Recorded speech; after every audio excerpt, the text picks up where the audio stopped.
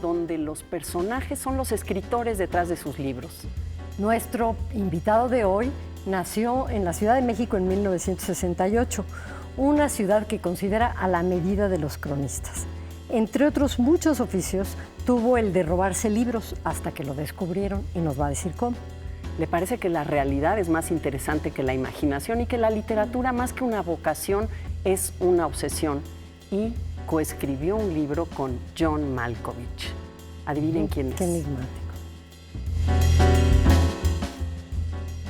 Pues nuestro invitado es nada menos y nada más que Fabricio Mejía Madrid. Bienvenido, Fabricio. Muchas gracias por la invitación. Gusto de verlos a los dos. Y con la primera pregunta, que comentas de una manera muy jocosa. Dices que, parodiando a José Emilio Pacheco, es un horror la Colonia del Valle, pero ahí naciste, y cuando naciste no era un horror. Cuando nací no era un horror, yo creo que porque nací se empezó a hacer un horror, ¿no? Pero sí, yo soy de la Colonia del Valle, que ahora es la colonia del boom inmobiliario. Sí, cierto. Y el otro día vi que estaban vendiendo 8, con enganche, pero 8 meses sin intereses, una carretilla para vivir, ¿no? Ahí en la del Valle.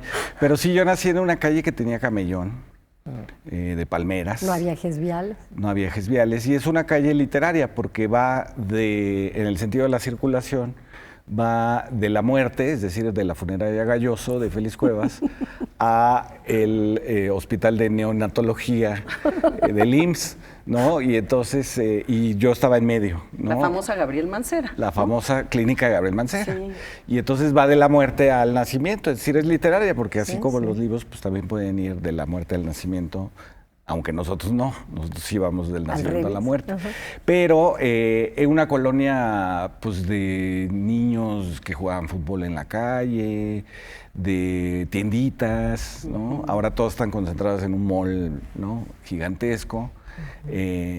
Y era finalmente pues también una colonia de farándula, ¿no?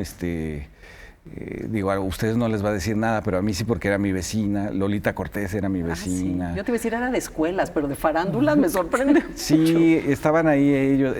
Bueno, su padre se llama Alberto Cortés, que homónimo él era el cantante, homónimo del director de cine. Y estaba Lorenzo Daniel, me parece que se llamaba, que ganó el primer concurso Juguemos a Cantar, ¿no? Tocaba el violín. Es decir, era ¿no? Delia Magaña era la vecina de enfrente. Es decir, era como muy farandulesco todo lo que sucedía en esa colonia del Valle.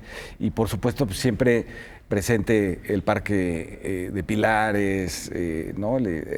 Todavía tiene los árboles que tuvo ya Coyoacán. Como fresnos. Se le extinguieron. ¿Qué? Sí, como estos largos, ¿verdad? Que hacían un ruedo. Exactamente, de esos. Y ahí fue donde transcurrió mi infancia, que básicamente fue un departamento de 42 metros cuadrados y muchos libros, ¿no? Tus padres eran científicos, ¿no? Médico tu padre, química tu madre. Sí, era una casa donde se valoraba mucho los títulos universitarios, por eso yo soy la vergüenza de ese lugar. No, sí, yo soy licenciado, hasta tuve la Gabino Barreda en la UNAM. Sabemos. Sí. Chico aplicado, aunque no lo parezca. Aunque no lo parezca. Sí. Los libros que había en mi casa, pues básicamente eran de medicina. Entonces yo los veía como libros de terror, porque venían fotografías de unas cosas, unas lenguas purulentas, unos ojos así pinchados, ¿no? Porque el cerebro, no sé qué. Y entonces tengo cierta facilidad para el gore, ¿no? Para verlo. Para hacer periodismo. Para hacer periodismo en México. No me impresionó fácilmente, porque esos eran los libros que había. Y por lo tanto, digamos, yo creo que es una consecuencia de eso. Había muchos libros de la parte de la literatura que está ligada a la ciencia, que son las novelas policíacas, ¿no? Había mucho Conan Doyle, había muchas cosas de esas. Y entonces, esa digamos, es la tirada de la familia, que es básicamente de científicos, ¿no? ¿Y ahí te vuelves ya lector? Y a mí, ahí me vuelvo lector, efectivamente, de todo. omnívoro absolutamente, ¿no? Me acuerdo mucho de... Yo leía el Cosmopolitan que compraba mi madre, ¿no? O sea, leía absolutamente. Todavía lo sigo haciendo, es un tic que tengo, que es, por eso digo que es como obsesivo, porque hay algo de obsesivo en eso. O sea, no puedo entrar a un lugar sin estar revisando qué dice los lomos de los libros. Es lo primero que me llama la atención y es una cosa como instintiva, rarísima, ¿no? Pero que te hace después tener este gusto por la crónica, por estar escribiendo de lo que ocurre, de todo. Puedes empezar por una menudencia que en realidad acaba con una gran noticia y que a veces en tu vida ha tenido que ver con el azar, con encontrarte con algo que no te explicas qué es, se va a convertir después en un reportaje que haces. Sí, a lo mejor sí. ese método nace del Cosmopolitan y de todas las lecturas azarosas. Llamémoslo el método Cosmopolitan. Llamémoslo. Démosle otra... Ya, escribe ese libro, Fabricio. Otra banderita a Sex and the City. Y, no, sí, claro. Por ejemplo, ahorita me acordé de una crónica que se me ocurrió tal cual, jalando el excusado de mi casa.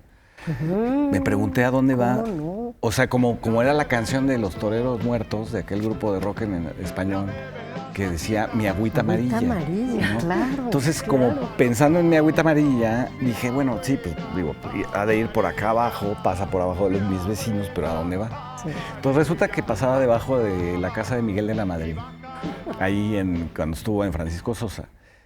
Claro, porque desembocaba en el río de Magdalena, que es ese que ahí todavía está. Estancado, ¿no? Sí, que ahora los vecinos lo limpian cotidianamente y supongo que después padecen salmonelosis. Y entonces ese río que pasa por Avenida Universidad, entonces dije, bueno, está muy fresa para una crónica. ¿A dónde va realmente todo? ¿Dónde descansa todo esto? Y acabé en un pueblo que se llama Tepatlán, en Hidalgo. ¿De veras? Que es donde van todas las aguas negras de la Ciudad de México y del Estado de México, o sea, de Toluca. Y entonces es una cosa que si la cuenta Juan Rulfo no le alcanzan las herramientas a Juan Rulfo. Es decir, es un pueblo lleno de Miasmas. mierda, ¿no? De Sí, despojos. ¿Y vive la gente ahí? La gente vive y cultiva la tierra. Ajá. Entonces son como chinampas que flotan Sí. sobre un líquido que ya está mucho más allá de la pestilencia, huele a químicos, ¿no? Y son chinampas que flotan ahí y tienen prohibido cultivar papa por obvias razones, Sí. pero cultivan manzanas.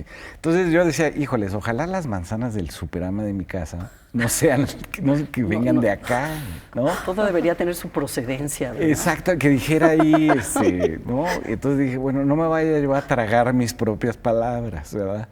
Y entonces es un pueblo muy interesante porque tienen la demanda de que se les permita usar las aguas negras como abono.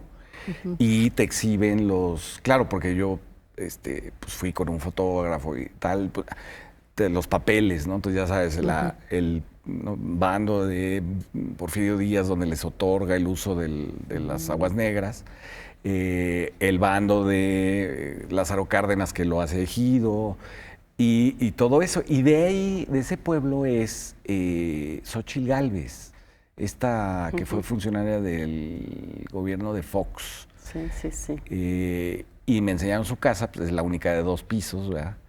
Y es hija del médico que les cobraba la consulta a todos los indígenas de ahí. Son otomíes, esos Fíjate que me está llamando la indígenas. atención que mientras nos cuentas estás haciendo la crónica. Exacto. Estoy ¿no? haciendo la Estás crónica. Está haciendo la haciendo crónica. literatura que de veras confirma Claro. que la realidad supera la ficción. Pero ¿cuándo supiste que era? O sea, ya esta crónica que Sí. nos estás contando es una crónica temprana, cuando ya sabías que querías ser... O sea, ¿cómo sabe uno que quiere ser cronista? Pues porque cuando cuentas las cosas la gente se interesa. Como nosotras, ¿verdad? Sí, yo no agarro a la gente del hombro, porque la gente que agarra al interlocutor del hombro es que muchas veces se ha ido a la mitad de una frase, ¿no? Correcto, sí. Entonces, no, pues yo creo que es eso. Yo mis primeras crónicas siempre, como dice Rosa, me topo, hay una cosa que se llama la suerte del cronista, que uno se topa con las cosas más inverosímiles, incluso que dices, bueno, si esto lo cuento me van a decir que es ficción. Bueno, como lo de este pueblo. Yo lo tuve, esto no lo pude yo publicar como una crónica en la revista Proceso, porque fue considerada ficción. Y entonces la pasé, está dentro de un libro de ficción mío que se llama Tequila DF. Y hay un señor que llega a ese pueblo y entonces describo lo que yo vi, ¿no? Por ejemplo, que el Palacio Municipal parecía un castillo medieval, pero color anaranjado, ¿no? Entonces era como en medio de todo eso, el Palacio Municipal parecía un centro de juegos para niños, ¿no? Y allá adentro despachaba el presidente municipal, que me recibió muy cordialmente, para explicarme que estaba en lugar de... porque yo decía, bueno, claro, es que todo el mundo pide agua potable, pedimos cosas buenas, ellos piden cosas malas. Entonces yo decía, bueno, esto tiene que ser el mundo al revés, porque claro, también del despojo, digamos, de los cuerpos de tantos millones de chilangos, vuelve a salir un árbol de manzanas. La vida. ¿No? Oye, y tu primera crónica funciona exactamente al revés de lo que estás contando, ¿no? Porque tú escribes sobre un poeta dadaísta que muere ahogado con un supuesto poema en el bolsillo y te inventas el poema. Invento el poema. Y cuando lo publicas con Roger Bartra, nadie se da cuenta de que el poema es inventado y hasta la fecha se sigue citando como una crónica. Exacto, pura y dura, ¿no? está metida esa crónica en una página de un blog de surrealismo, y entonces el poema es un poema fonético. O sea, que no dice nada, y son puros ruidos. Suenan, lo tienes que leer en voz alta, y suena este poema. Y efectivamente, pues fue un poeta dadaísta que se embarca en Veracruz y le dice a su mujer, nos vemos en Buenos Aires. Y él va a ir remando. Por supuesto, pues se ahogó a la mitad de... ¿no? Yo supongo que no superó el Golfo de México. Pero bueno, pon tú que lo haya superado, pues ya ahí por Venezuela ya se hundió, ¿no? Ya estaba difícil. Entonces, esa es la primera crónica que yo publico, y la publica Roger Bartra en la jornada semanal, aquella jornada semanal que era una revistita. ¿Cómo no? Y ahí empiezas Y tu entonces, trabajo realmente de cronista publicado. Como de cronista, sí. Y luego hago me cae, digamos, un encargo de hacer una crónica sobre la frontera norte, y en lugar de gastarme el dinero, pues como parte del sueldo, lo que hago es invitar a 2 amigos míos. Nos compramos un coche viejísimo, en nada, y nos fuimos de aquí a Tijuana en coche. Se nos descompuso todo el tiempo. De hecho, era un viaje que teníamos planeado para hacer en 1 semana y media y tardamos 1 mes y cacho. Pero la idea era hacer como una road, no road movie, pero sí como una crónica on the road, como yo quería emular a Hunter Thompson. Por supuesto, no teníamos ni el dinero para las drogas y el alcohol, pero quería hacer eso. Y de pronto, pues llegamos a Tijuana y empezamos a irnos hacia Mexicali, es decir, llegamos hasta Monterrey en el coche, pero pues la realidad era mucho más vistosa que lo que pudimos haber imaginado si Hunter Thompson hubiera estado con nosotros y nos hubiera dado helio, ¿cómo se llama?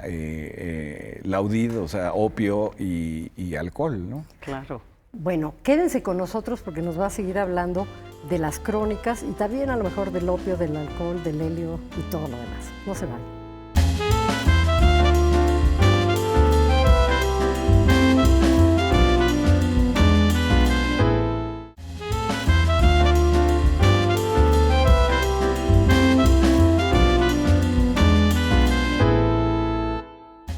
Volvemos a Contraseñas por Canal 22 y ahora yo les voy a hacer a ustedes una pregunta, porque así es la dinámica del programa. Porque así es la vida. Así es la vida.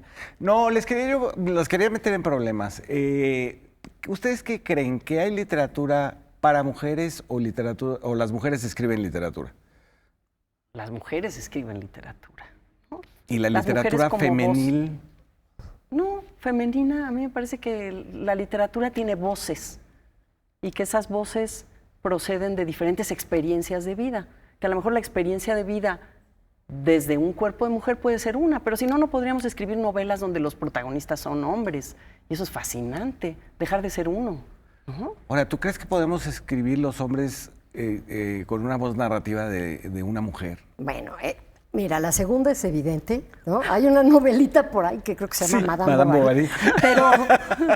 Pero volviendo a la primera, Tu Torito, que parece que se ha preguntado mucho, ¿no?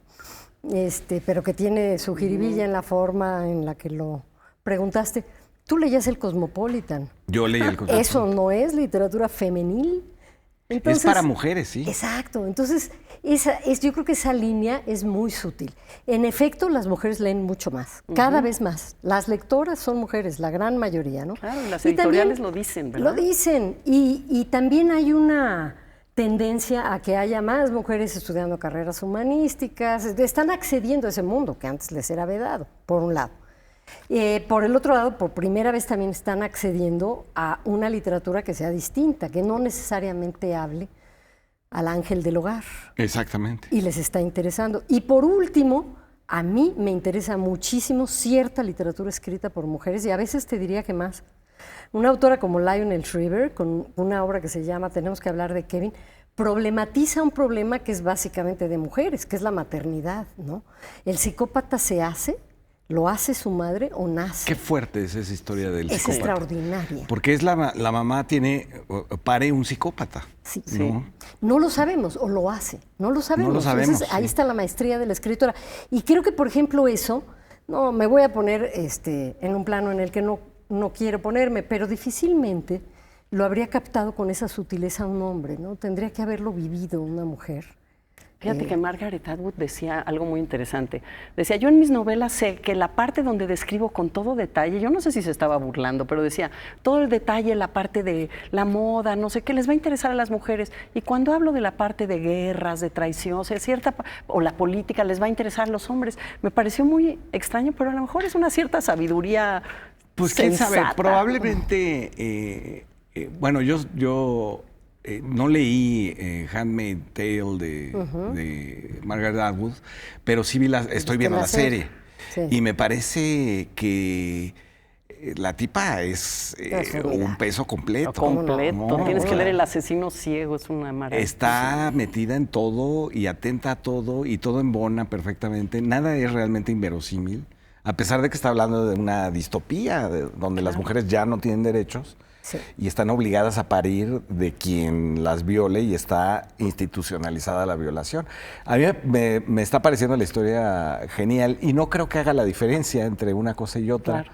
Ahí, por ejemplo, el caso de la moda, en una entrevista dice que en realidad los colores que utilizan tanto las que van a ser violadas como las matronas que las ayudan a parir, son colores que tomó de pinturas de la Edad Media y los hombres están vestidos con uniformes del nazismo.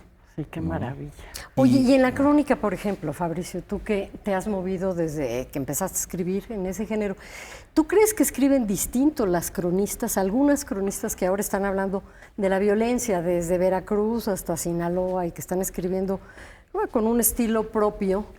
¿Tú crees que hay temas en la crónica que siguen siendo más de escritoras que de escritores? ¿O que eso ya se rompió? No, yo creo que con la nueva generación de cronistas se termina la diferencia, ¿no? Sí. Por ejemplo, Diana del Ángel, que hizo su crónica sobre estudiante de Ayotzinapa al que le quitan la cara, es una crónica aterradora, por supuesto, pero no... La pudo haber escrito Diego Osorno. Sí, ¿no? Claro. Es decir, está con esa intensidad y no le veo, digamos, no hay una diferencia entre la compasión que puede tener un hombre o una mujer con un desaparecido, y en este caso con un muerto, en una situación de represión política, ¿no? Y creo que ya no hay como temas vedados para las mujeres, ¿no? Me parece que están ahí y además también, una vez más, no solamente leen más, votan más, también son las más arriesgadas, ¿no? De pronto ves a periodistas que están haciendo crónica muy jóvenes que se están metiendo al Triángulo Dorado y cosas que yo ya a mi edad no hago. San Juana Martínez.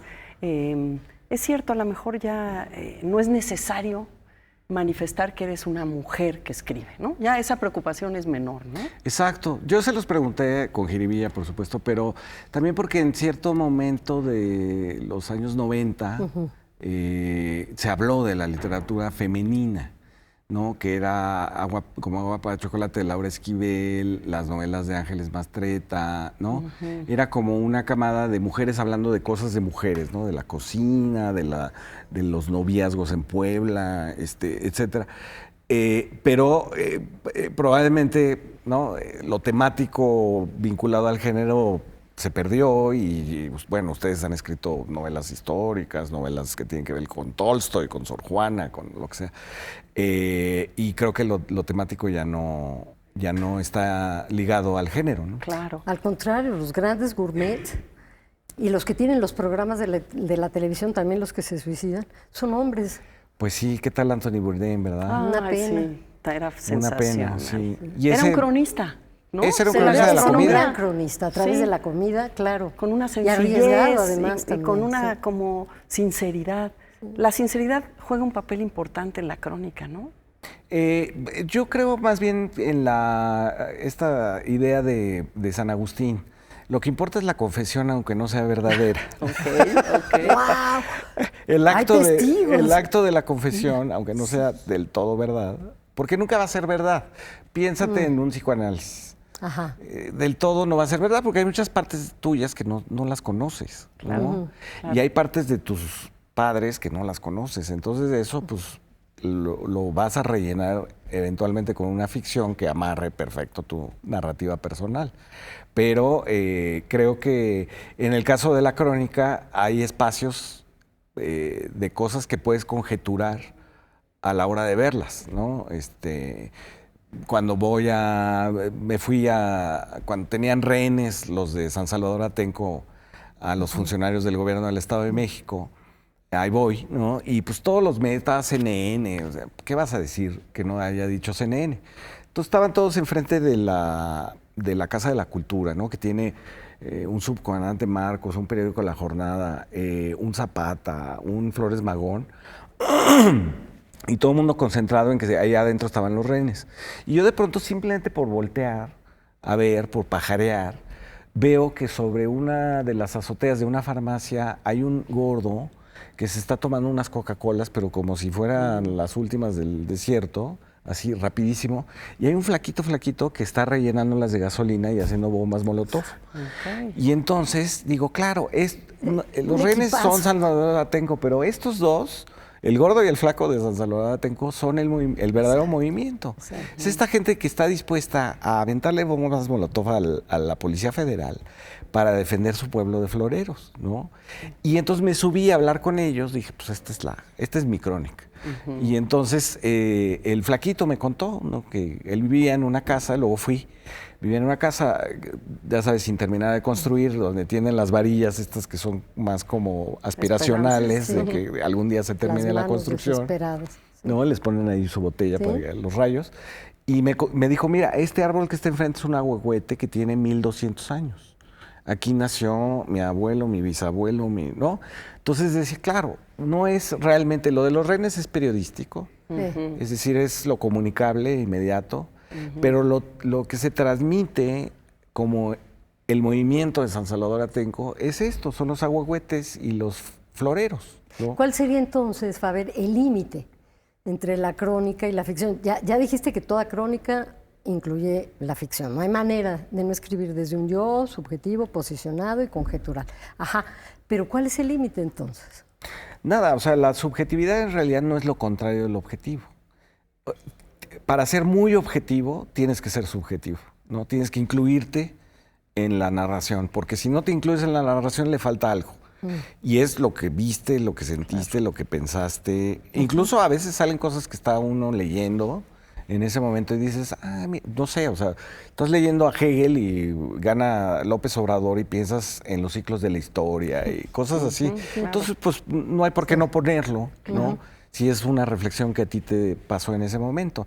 Son como cortes del presente, pero en realidad la subjetividad le ayuda a la objetividad, ¿no? Por ejemplo, a mí me parece muy interesante lo que haces en 42 metros cuadrados, que hay esta voz del protagonista, ¿no? Primera persona, los espacios donde va viviendo, donde ha vivido, espacios a veces llenos también de melancolía, de la verdad de la vida familiar con su caos, y cómo tejes los otros espacios, ¿no?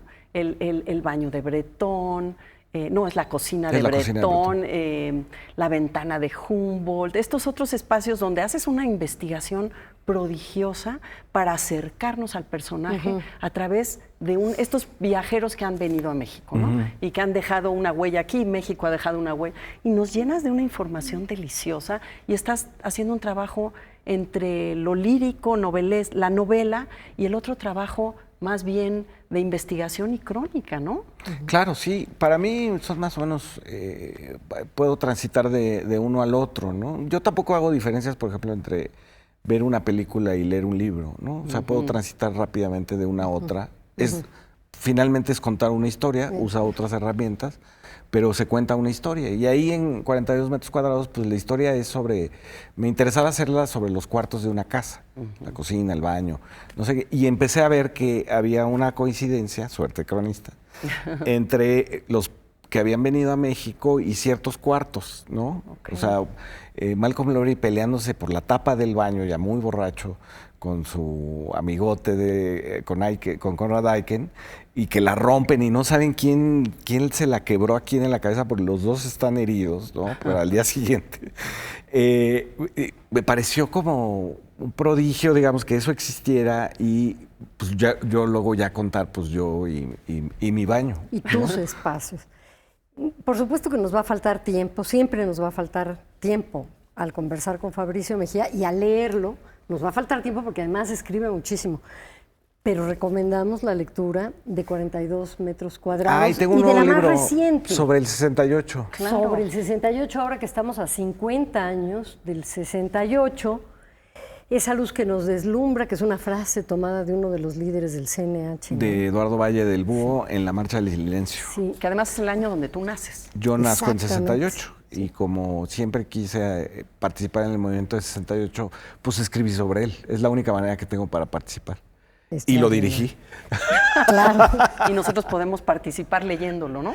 Así es, se van a sentir incluidos. Pues muchísimas gracias. No, gracias a ustedes. Por estar aquí, delicioso. Se nos quedan muchas más ganas de conversar. Pues, pero brinden ustedes con su tequila, yo aquí tengo mi Rosa café. ya se lo acabó. Más o menos.